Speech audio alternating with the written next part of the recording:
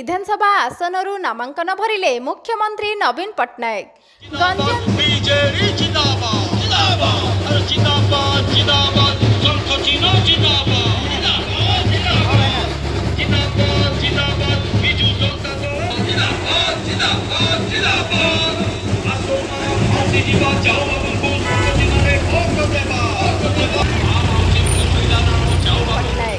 गंजाम जिला छत्रपुर उपजिल्लापाल कार्यालय पहुंची अतिरिक्त उपजिल्लापाल निकटरे से नामांकन पत्र दाखल करिसंती।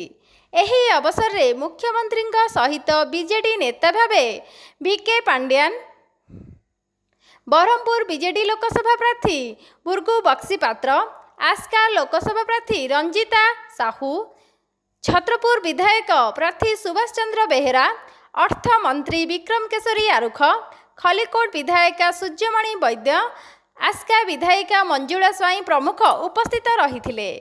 नवीन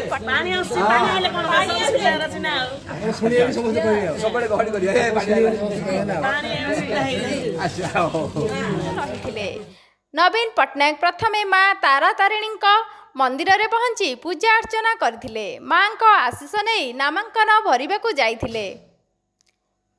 पर्यवेक्षक ओडिशा।